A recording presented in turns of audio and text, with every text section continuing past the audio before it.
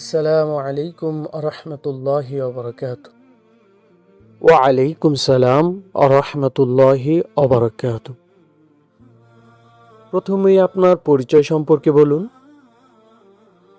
হিন্দু ধর্মে আমাকে বলা হতো রামবীর সিং, কিন্তু আমি যখন 1994 সনে বৌদ্ধ ধর্ম গ্রহণ করি তখন আমি আমার নাম রাখি বীর ছোট্ট। এরপর 1947 সনে আমি খ্রিস্টান ধর্ম গ্রহণ করলে সেখানকার লোকেরা আমার নাম পরিবর্তন করে ব্যাপটাইপ করে দেয়। ইসলাম গ্রহণ করার পর আমার নাম রাখা হয় মোহাম্মদ সালমান। আমরা মূলত মিঠারের অধিবাসী। এখন অবশ্য বসবাস করছি দিল্লিতেই। আমার বাবা খুব কম বয়সেই দিল্লি চলে এসেছিলেন, এরপর দিল্লিকেই নিজের নিবাস করে নেন। আমার জন্ম হয়েছে দিল্লিতেই। এখন আমাদের বসবাস দিল্লির উজিরাবাদে। আপনার লেখাপড়া সম্পর্কে বলুন। আমি এমএ করেছি ইংলিশ এবং মার্শাল আর্টে। আমি 3 বছর পর্যন্ত দিল্লির মার্শাল আর্টে চ্যাম্পিয়ন ছিলাম। এছাড়া পূর্ব দিল্লিতে আমার একটি কোচিং ইনস্টিটিউট রয়েছে। বিশেষ করে ইংলিশ স্পিকিংয়ের প্রতি আমার বিশেষ আগ্রহ আছে। আপনি মুসলমান হলেন কখন? 2007 সনের 6 এপ্রিল আমি ইসলাম গ্রহণ করি। আপনি বৌদ্ধ এবং খ্রিস্টান ধর্ম কখন কিভাবে গ্রহণ করলেন? আপনাকে কি কেউ এ ধর্মের প্রতি আকৃষ্ট করেছিল? ভাই আহমদ, আসলে গোড়া থেকে আমার মধ্যে সত্য সন্ধানের একটা অনুসন্ধিৎসা ছিল। এ অনুসন্ধিৎসাই আমাকে বিভিন্ন ধারে নিয়ে উপস্থিত করেছে। আমি আমার এ জীবনে প্রশান্তির একটা পথ খুঁজে ফিরছিলাম। আল্লাহর অনুগ্রহ, তিনি আমাকে কত অলিক ধর্মের স্বাদ আস্বাদন করিয়েছেন। এরপর আমি দেখা দেখি নয়, বুঝে শুনে ইসলাম গ্রহণ করেছি। আমি 1994 সনে বৌদ্ধ ধর্ম গ্রহণ করেছিলাম। আমাদের বাসা থেকে সামান্য দূরেই তাদের মন্দির।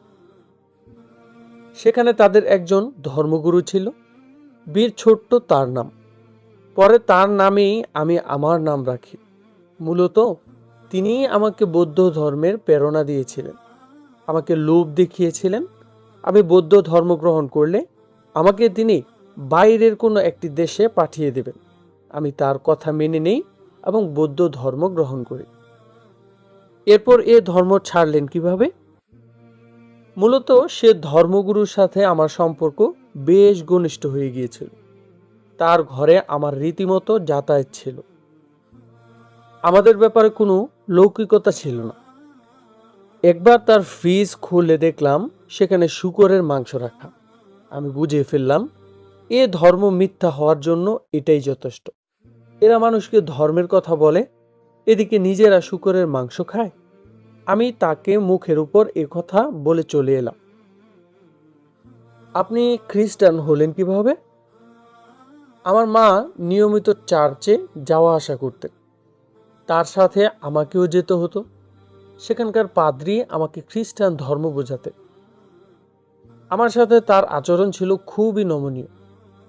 মাঝে মাঝে আমাকে বুকে জড়িয়ে ধরতেন, কখনো বা আমার প্রতি পরম ভালোবাসা দেখাতেন। তার আচরণগুলো আমার কাছে ভালোই লাগে। আমি তার আচরণে প্রভাবিত হই। ভাবি, এরা কত ভালো মানুষ। মূলত এই আচরণের ভেতর দিয়েই পাদ্রী আমাকে খ্রিস্টান ধর্মের প্রতি আগ্রহী করে তোলে। আমি খ্রিস্টান ধর্ম গ্রহণ করি। এছাড়া এই পাদ্রীও সে বৌদ্ধ ধর্মগুরুর মতো আমাকে বিদেশে পাঠানোর কথাও বলতেন, কিন্তু আল্লাহর ইচ্ছা ভিন্ন ছিল। আমি এদের মাধ্যমে পৃথিবীর কোনো দেশে যাব, এটা আল্লাহর ইচ্ছা ছিল না। তিনি আমার প্রতি অনুগ্রহ করলেন। ধীরে ধীরে খ্রিস্ট ধর্মের প্রকৃত রূপ আমার সামনে উদ্ভাসিত হয়ে উঠল। আমি দেখলাম হিন্দু ধর্মের মতো এখানেও মূর্তি পূজা হয়। এরপর আমি খ্রিস্ট ধর্ম ত্যাগ করতে বাধ্য হলাম। আচ্ছা, এরপর ইসলামের দিকে আকৃষ্ট হলেন কিভাবে? বলা যায় আমার মধ্যে সত্যের প্রতি একটা চরম তৃষ্ণা ছিল। আমি যেখানেই গমন করেছি সেখানেই কেবল অস্থিরতা ছাড়া আর কিছুই পাইনি। আমি চেয়েছিলাম আত্মিকতার সন্ধান এবং সত্যের সাক্ষাৎ। আমার এক হিন্দু বন্ধু একবার বাদায়ুনের এক পীর সাহেবের কাছে নিয়ে গেল। সে পীর সাহেব দিল্লিতেও আসতেন। প্রথমে সাক্ষাৎ হয় দিল্লিতেই। তিনি আমাকে বাদায়ুন যেতে বললেন। আমি বাদায়ুনে তার দরগায় যাই। সেখানে গিয়ে দেখি মানুষ দলে দলে মুরিদ হচ্ছে। কিছু লোক আমাকেও কাপড় ধরিয়ে দিল। আমি কাপড় ধরে বসে রইলাম। এরপর তারা জানালো, আপনি আমাদের হজরতের মুরিদ হয়ে গেছেন। পীর সাহেব কালেমা এবং আল্লাহ তাআলার জিকির বলে দিলেন। ভাই আহমদ, কালেমা এবং আল্লাহর জিকিরের মধ্যে সত্যি আমি এক ভিন্ন রকমের স্বাদ অনুভব করলাম। কিন্তু পীর সাহেবের সব আচার আচরণ আমার কাছে মনে হতো হিন্দু ধর্মেরই অনুসরণ। সেখানে মূর্তি আর এখানে পীর, পার্থক্য শুধু এটুকুই। সকলে এসে পীর সাহেবকে সিজদা করছে। মনের বিরুদ্ধে আমাকেও এই কাণ্ড করতে হয়েছে। এরপর বেশ কয়েকবার আমি বাদায়ুন গিয়েছি। আমার ঘরে বসে আমি যখন জিকির করতাম তখন বেশ প্রশান্তি ও স্বস্তি অনুভব করতাম।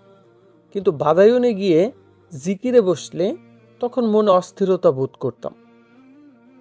পীর সাহেব কি আপনাকে যথারীতি কালেমা পড়িয়ে মুসলমান করেছিলেন? না না, পীর সাহেবের দরবারে প্রত্যেকেই স্ব ধর্ম থেকেই মুরিদ হতো। আচ্ছা, এরপর কিভাবে ইসলাম গ্রহণ করলেন? যখন আমাদের বাড়ি নির্মাণের কাজ চলল তখন আমি মুজিব ভাইয়ের কাছ থেকে বেশ কিছু মালপত্র কিনেছিলাম। তিনি একবার আমাকে ইসলাম সম্পর্কে কিছু কথা বললেন। ইসলাম গ্রহণের দাওয়াতও দিলেন। কথা প্রসঙ্গে আমি তাকে সত্য সন্ধানে যে দাঁড়ে দাঁড়ে ফিরছি সে কথা বললাম। আর বাদায়ুনের পীর সাহেবের কাছে মুরিদ হওয়ার ঘটনাটিও তাকে শোনালাম। তিনি আমাকে জিজ্ঞাসা করলেন আমি ইসলাম গ্রহণ করেছি কি না। আমি বললাম, পীর সাহেব প্রত্যেককে তার ধর্মে রেখেই মুরিদ করেন। আমার কথা শুনে তিনি খুবই হাসলেন। এরপর আমাকে মাওলানা কালিম সিদ্দিকীর কথা বললেন। আর এই কথাও বললেন, সত্যিকারের পীর কেমন হয় একবার মাওলানা সাহেবের সাথে দেখা করে দেখুন। এরপর আর আপনাকে দাঁড়ে দাঁড়ে ঘুরে ফিরতে হবে না। আমি তার সাথে ওয়াদা করলাম 3 দিন পর ফুলাত যাব। কথা মতো 3 দিন পর ফুলাতের উদ্দেশ্যে রওনা দিই। পথে মুজিব ভাই আমাকে ইসলাম সম্পর্কে বিস্তারিত বলেন। এছাড়া আপকে আমানত বইটি আমার হাতে দেন। আমি বইটি পড়লাম। আমার কাছে মনে হলো যে সত্য আমি খুঁজে ফিরছি তা পেয়ে গেছি। মাগরিবের পর আমরা ফুলাতে এসে পৌঁছাই।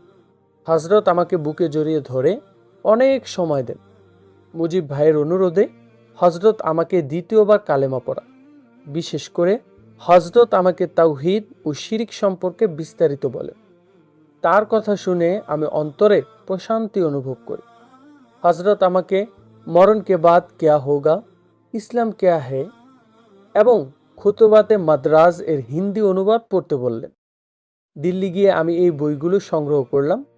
বইগুলো পড়ার পর আমার কাছে মনে হলো এত দিন আমি অন্ধ ছিলাম, এখন আমার চোখ খুলে গিয়েছে। আমি হযরতকে বললাম, বিপুল সংখ্যক মুসলমানও এখন তাওহীদ থেকে অনেক দূরে রয়েছে। তারা পীর পূজা করে। তাছাড়া আমার পীর সাহেব তো নিজেও মুরিদদেরকে সিজদা করান। এদেরকে শিরিক থেকে ফিরিয়ে আনা উচিত।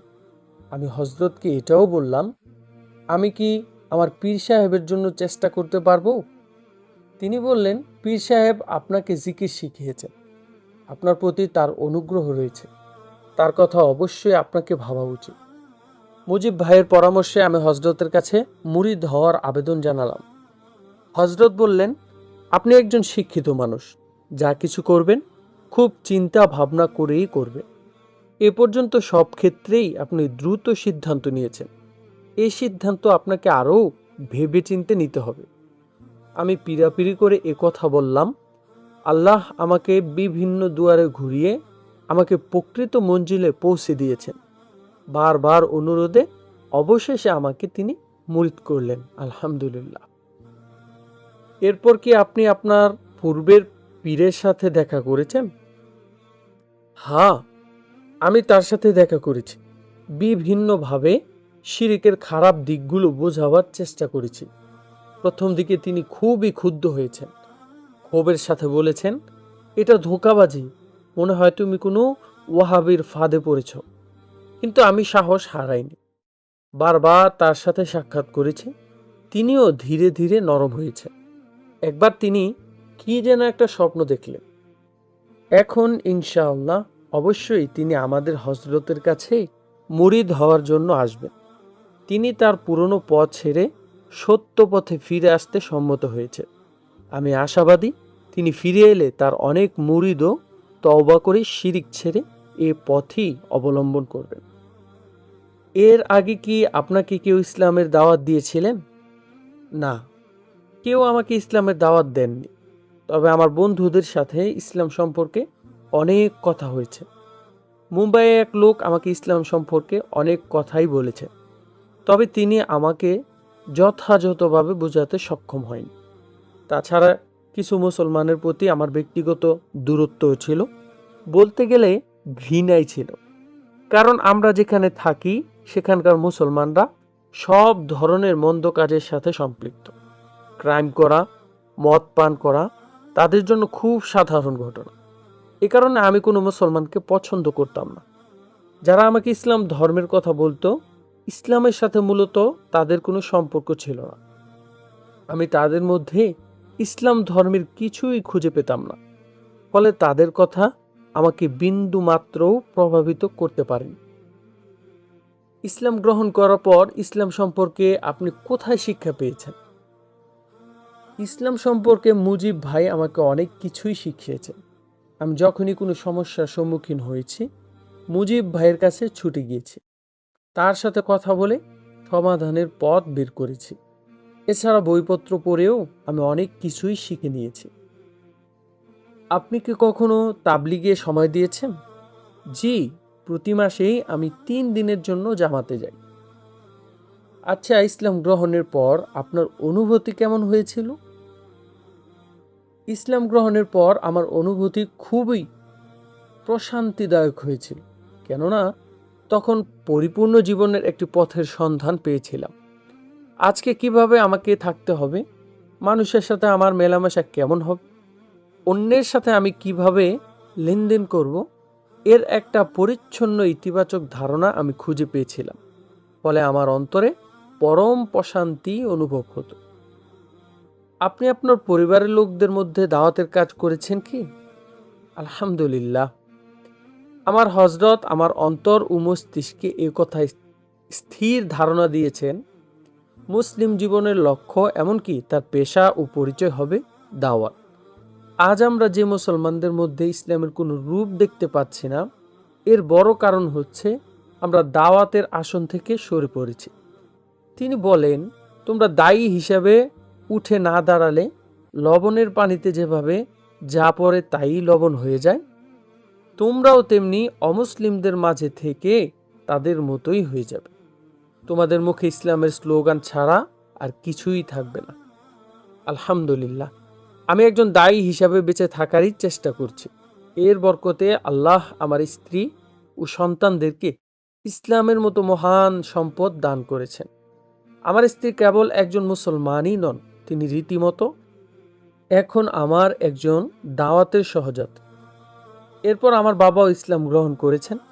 আল্লাহর দয়া ও অনুগ্রহের জন্য আমার জীবন উৎসর্গ হোক। মুজিব ভাই বিভিন্ন দাওয়াতি কাজে আমাকে পরম আস্থার সাথে বারবার পাঠিয়ে থাকে।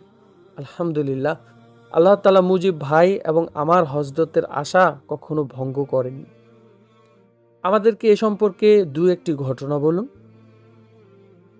মধ্যপ্রদেশের সৈয়দ বংশের এক মেয়ে, সে একবার একজন হিন্দু ছেলের সাথে দিল্লি চলে আসে। এরপর তারা কোর্ট ম্যারেজ করে ফেলে। বিয়ের পর মেয়েটি হিন্দু ধর্ম গ্রহণ করে এবং ছেলেটির সাথে দিল্লিতেই বসবাস শুরু করে। সংবাদ পেয়ে মেয়েটির চাচা এবং মামা আমাদের হযরতের কাছে আসে। হযরত আমাকে ফোন করেন। আমি ও মুজিব ভাই সেখানে ছুটে যাই। আমরা মেয়েটির সাথে সাক্ষাৎ করে বললাম, তোমার স্বামীর সাথে আমরা দেখা করতে চাই। কিন্তু সে কোনোভাবেই আমাদেরকে তার সাথে সাক্ষাৎ করিয়ে দিতে রাজি হলো। তার সাফ কথা, আপনারা তাকে ইসলামের দাওয়াত দিলে সে আমাকে ছেড়ে চলে যাবে। হযরত তখন আমাদের ফোন করে রসিকতা করে বললেন, এ দুজনকে কালেমা পড়িয়ে পুনরায় বিয়ে দিতে পারলে পেট ভরে মিষ্টি খাওয়াবো। আমরা দুজন এদের পেছনে লেগে যাই। এরপর মেয়েটিকে না জানিয়ে ছেলের অফিসে চলে গেলাম। আলহামদুলিল্লাহ, প্রথম বৈঠকেই ছেলেটি কালেমা পড়ে নেয়। এরপর আমরা মেয়েটিকে পুনরায় তার ঈমান নবায়ন করি। জাফরাবাদে ডেকে এনে তাদের পুনরায় বিয়ে সম্পাদন করি। এখন তারা উভয়ই মুসলিম হিসাবে জীবনযাপন করছে। হযরত আমাদের এ তৎপরতায় খুবই আনন্দিত হন। আমরা হযরতের কাছে এসে উপস্থিত হলে আমাদের মাথায় চুমু খান এবং ওয়াদা অনুসারে আমাদেরকে পেট ভরে মিষ্টি খাওয়ান। একবার এক জজের কাছে হযরত আমাদেরকে দাওয়াতের মিশন নিয়ে পাঠালেন। আলহামদুলিল্লাহ, আলোচনা পর্যালোচনার পর সে জজ সাহেব ইসলাম গ্রহণ করে। সত্যি কথা কি, আমাদের হযরত যে বলেন হিদায়াত আল্লাহর পক্ষ থেকে নেমে আসে। আমরা যেখানেই যাব, যেখানেই চেষ্টা করব, সেখানে হিদায়াত আমাদের হাতে ধরা দেবে। একবার ঈশার নামাজের পর আমি জানতে পারলাম একজন মুসলমান উকিল একজন মুসলমান মেয়েকে শুদ্ধি করে একজন হিন্দু ছেলের সাথে বিয়ে দিয়েছেন।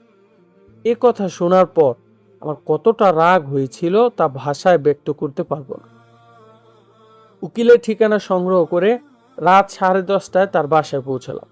আমি তাকে সোজাসুজি বললাম, আপনি মুসলমান নন, এমনকি আপনি মানুষও নন।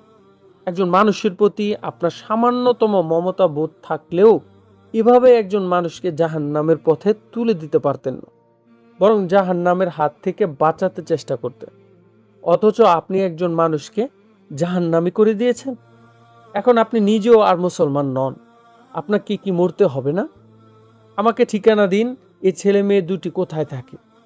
উকিল বললেন, ফাইল আমার অফিসে, সকালে এসে ঠিকানা নিয়ে যাবে।